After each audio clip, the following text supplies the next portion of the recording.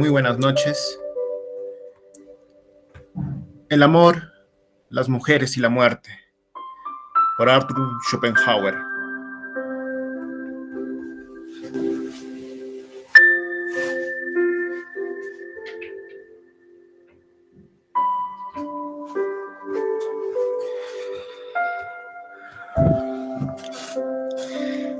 El amor, las mujeres y la muerte es una recopilación de ensayos en el que no solo se tratan los temas referidos por su título, sino también otros tantos de variada naturaleza. Todos dentro de la concepción pesimista, lúdica, característica del pensamiento de su autor. En su núcleo, de estos ensayos, Schopenhauer nos expone que solo existen tres resortes fundamentales de las acciones humanas. El egoísmo, que quiere su propio bien y no tiene límites. La perversidad, que quiere el mal ajeno. Y la conmiseración, que quiere el bien del prójimo. El egoísmo es natural e instintivo en el ser humano. Solo el temor a las fuerzas públicas puede frenarlo. Ni la moral ni la religión son suficientes. Solo la conmiseración es el principio real de toda justicia libre y de toda caridad verdadera.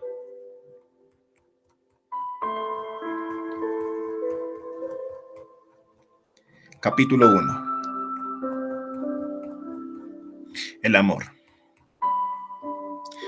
Oh, vosotros, los sabios de alta y profunda ciencia, que habéis meditado y sabéis dónde y cuándo y cómo se une todo en la naturaleza, el porqué de todos esos amores y besos.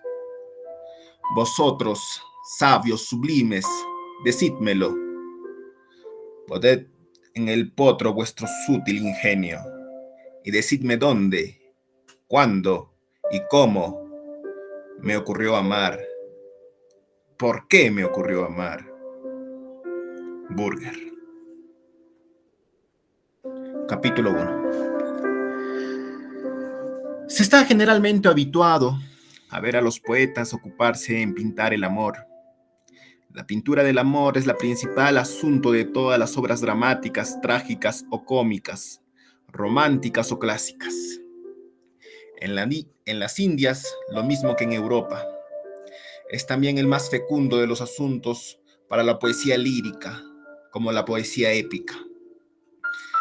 Esto sin hablar de lo incompatible número de novelas que desde hace siglos se producen cada año en todos los países civilizados en Europa con tanta regularidad como los frutos de las estaciones. Todas esas obras no son en el fondo sino descripciones variadas y más o menos desarrolladas de esa pasión. Las pinturas más perfectas como Romeo y Julieta, la nueva Eloísa de Werther, han adquirido una gloriosa inmortalidad. Es un gran error decir con la Rochefoucauld que seduce con el amor apasionado, como en Los espectros, que todo el mundo habla de él y nadie lo ha visto. O bien, negar con Lichtenberg, en su ensayo sobre el poder del amor, la realidad de esta pasión y en que está conforme con la naturaleza. Porque es imposible concebir que siendo un sentimiento extraño o contrario a la naturaleza humana, o un puro capricho, no se cansen de pintarlo los poetas, ni la humanidad de acogerlos con una simpatía inquebrantable, puesto que sin verdad no hay arte cabal. Por otra parte, la experiencia general, aunque no se renueva todos los días, prueba que bajo el imperio de ciertas circunstancias, una inclinación viva y aún gobernable puede crecer y superar por su violencia a todas las demás pasiones. Echar a un lado todas las consideraciones, vencer todos los obstáculos con una fuerza y una perseverancia increíble, hasta el punto de arriesgar sin vacilación la vida por satisfacer su deseo y hasta perderla si ese deseo es sin esperanza. No solo en las novelas hay en Werther y en Jacobo Ortiz, todos los años pudieran señalarse en Europa lo menos media docena. Mueren desconocidos y sus sufrimientos no tienen otra cronista que el empleado que registra las defunciones, ni otros anales que la sección de noticias de periódicos. Las personas que leen los diarios franceses e ingleses certificarán la exactitud de esto que afirmo, pero aún es más grande el número de los individuos a quienes esta pasión conduce el manicomio. Por último, se comprueba cada año diversos casos de dobles suicidios, cuando dos amantes desesperados caen víctimas de las circunstancias exteriores que los separan. En cuanto a mí, nunca he comprendido cómo dos seres que se aman y creen hallar en ese amor la felicidad suprema, no prefieren romper violentamente con todas las convenciones sociales y sufrir todo género de vergüenzas, antes que abandonar la vida, renunciando a una aventura más allá de lo cual no imaginan que existen otras. En cuanto a los grados inferiores, los ligeros ataques de esa pasión, todo el mundo los tiene a diario ante sus vistas. Y a poco joven que sea uno, la mayor parte del tiempo los tiene también en el corazón. Por tanto, no es lícito dudar de la realidad del amor ni su importancia. En vez de asombrarse de que un filósofo trate también de apoderarse de esta cuestión, teme eterno que todos los poetas más bien debiera sorprender que un asunto que representa en la vida humana un papel tan importante haya sido hasta ahora abandonado por los filósofos y se nos presente como una materia nueva. De todos los filósofos, es Platón quien se ocupa más del amor, sobre todo en Bouquet y en Fedro. Lo que dijo acerca de este asunto entre el dominio de los mitos, fábulas y juegos del ingenio, y sobre todo concierne el amor griego. Lo poco que de él dice Rousseau en el discurso sobre la desigualdad es falso e insuficiente. Kant, en la tercera parte del tratado sobre el sentimiento de lo bello y de lo sublime, toca el amor de una manera harto superficial y a veces inexacta, como quien no es muy ducho en él. Platner, en su antropología, no nos ofrece sino ideas medianas y corrientes. La definición de Spinoza merece citarse a causa de su extremada sencillez. El amor es un cosquilleo que acompaña la idea de una causa externa. No tengo pues que servirme de mis predecesores ni refutarlos, no por los libros, sino por las observaciones de la vida exterior. Es como este asunto se ha impuesto a mí y ha ocupado un puesto por sí mismo en el conjunto de mis consideraciones acerca del mundo. No espero aprobación ni elogio por parte de los enamorados, que naturalmente propenden a expresar que las imágenes más sublimes y más etéreas, la intensidad de sus sentimientos. A los tales, mi punto de vista les parecerá demasiado físico, harto material, por metafísico y trascendente que sea en el fondo. Antes de juzgarme, que se den cuenta de que el objeto de su amor, o sea, la mujer, a la cual exaltan hoy en madrigales y sonetos, apenas hubieran obtenido de ellos una mirada si hubiesen nacido 18 años antes, toda inclinación tierna, poetaria que afecte ser, sumerge todas sus raíces en el instinto natural de los sexos. Y hasta no es otra cosa más que en este instinto especializado, determinado e individualizado por completo. Sentado esto, si se observa el papel importante que representa en el amor en todos sus grados y en todos sus matices. No solo en las comedias y novelas, sino también en el mundo real, donde junto con el amor a la vida, es el más poderoso y el más activo de todos los resortes.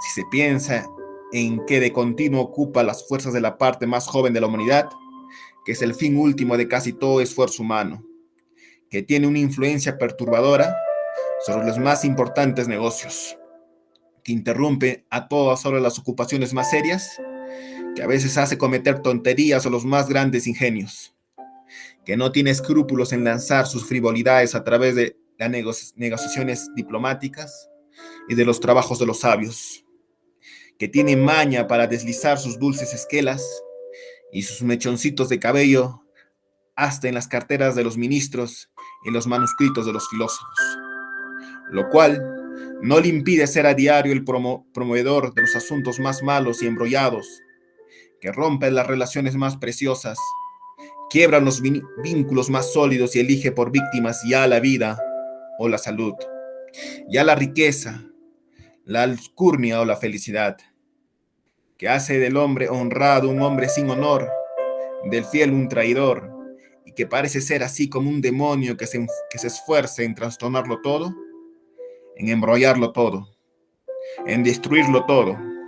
Entonces estamos prontos a exclamar: ¿por qué tanto ruido? ¿Por qué esos esfuerzos, esos arrebatos, esas ansiedades y esa miseria? Pues no se trata más que de una cosa muy sencilla. Solo se trata de que cada macho se ayunte con su hembra. ¿Por qué tal futileza ha de representar un papel tan importante e introducir de continuo el trastorno y desgarrarlo y desarreglo en lo bien ordenada y vida de los hombres? Pero antes de el pensador serio, el espíritu de la verdad, descorre poco a poco el velo de esa respuesta.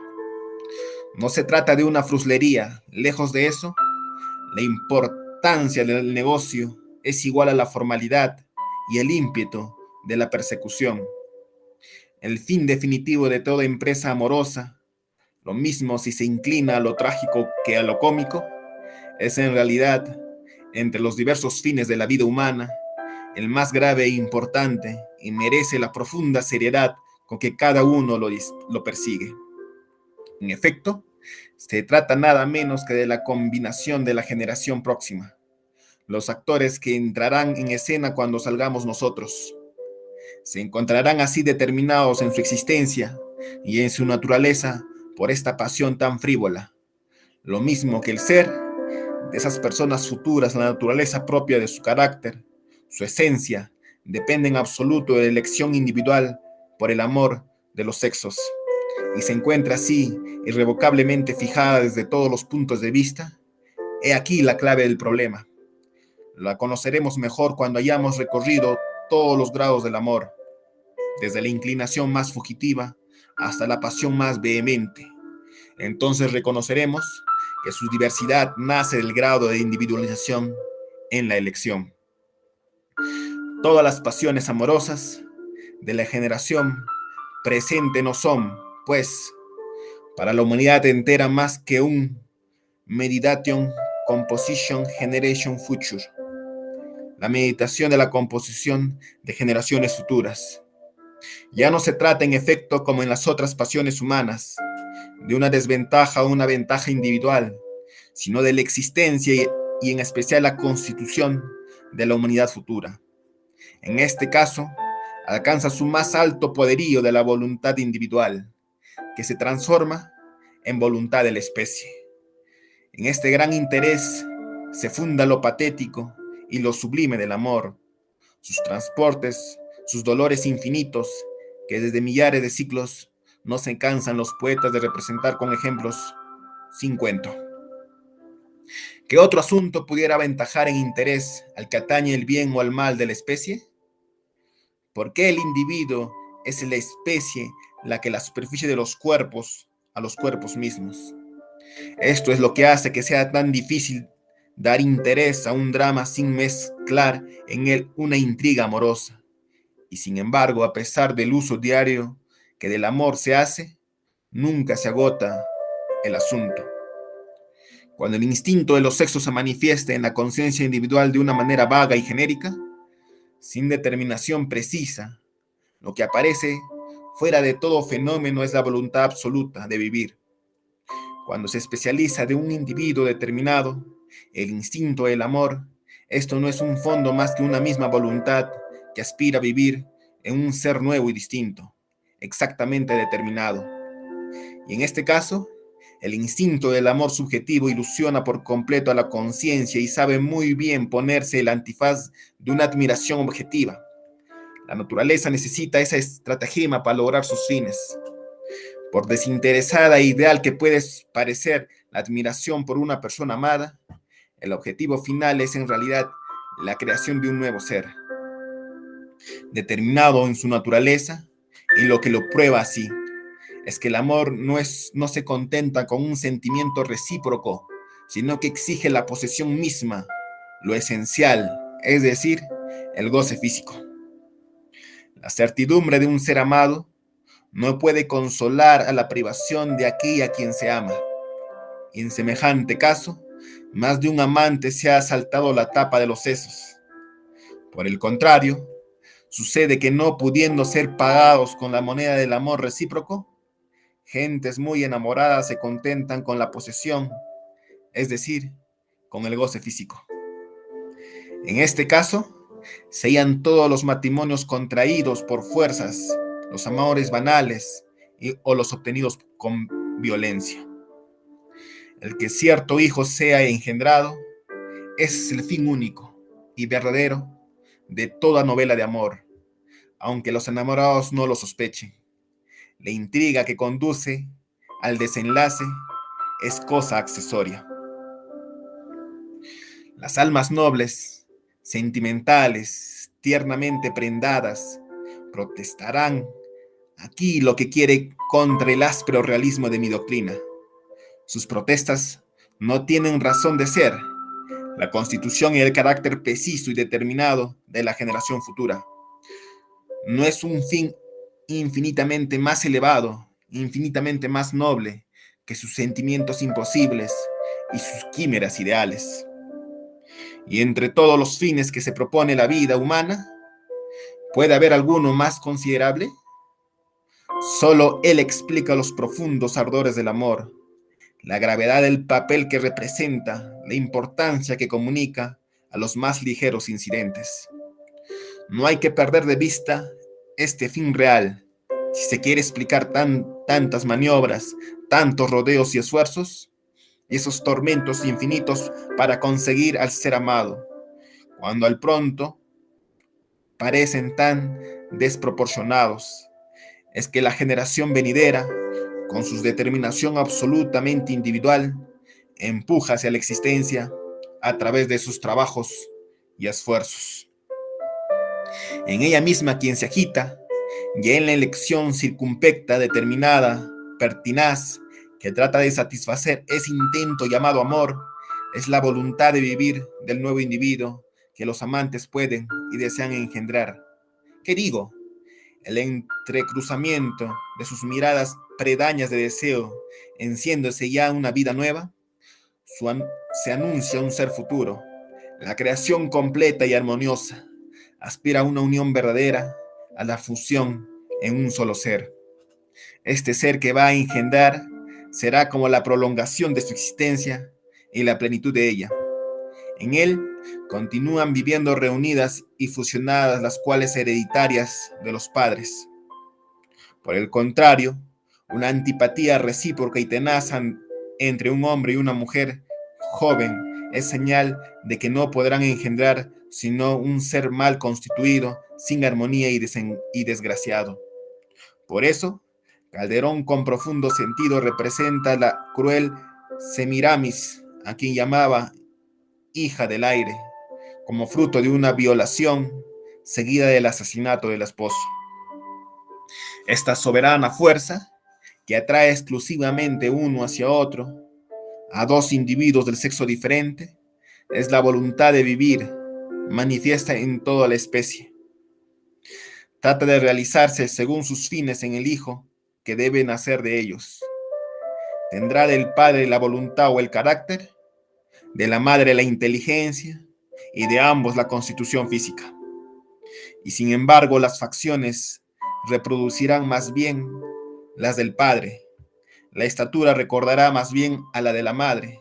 Si es difícil de explicar el carácter enteramente especial y exclusivamente individual de cada hombre, no es menos difícil comprender el sentimiento a sí mismo particular y exclusivo que arrastra a dos personas, una ansia a otra. En el fondo, esas dos cosas no son más que una sola. La pasión es implícitamente lo que la individualidad es explícitamente. El primer paso hacia la existencia, el verdadero pactum saliens de la vida, es en realidad el instante que nuestros padres comienzan a amarse. Y como llevamos dicho, del encuentro y la adhesión de sus ardientes miradas, nace el primer germen del nuevo ser, germen frágil, pronto a desaparecer como todos los gérmenes. Este nuevo individuo es en cierto modo una idea platónica, y como todas las ideas hacen un esfuerzo violento para conseguir manifestarse en el mundo de los fenómenos, ávidas de apoderarse de la materia favorable que la ley de casualidad les entrega como patrimonio. Así también esa idea particular de una individualidad humana tiende con violencia y ardor extremados a realizarse de un fenómeno. Esta energía, este ímpetu, es precisamente la pasión que los futuros padres experimentan el uno por el otro. Tiene grados infinitos, cuyos dos extremos pudieran designarse con el nombre del amor vulgar y del amor divino. Pero en cuanto a la esencia del amor, es en todas las partes y siempre el mismo. En sus diversos grados, es tanto más poderoso cuanto más individualizado. En otros términos, es tanto más fuerte cuanto, por todas sus cualidades y maneras de ser, la persona amada, con exclusión de cualquier otra, sea más capaz de corresponder a la aspiración particular y a la determinada necesidad que ha hecho nacer en aquel que lo ama. El amor, por su esencia y por primer impulso, se mueve hacia la salud, la fuerza y la belleza, hacia la juventud, que es la expresión de ellas, porque la voluntad desea ante todo crear seres capaces de vivir con el carácter integral de la especie humana. El amor vulgar no va más lejos. Luego vienen otras exigencias más especiales que agrandan y fortalecen la pasión. No hay amor patente, sino en la conformidad perfecta de dos seres.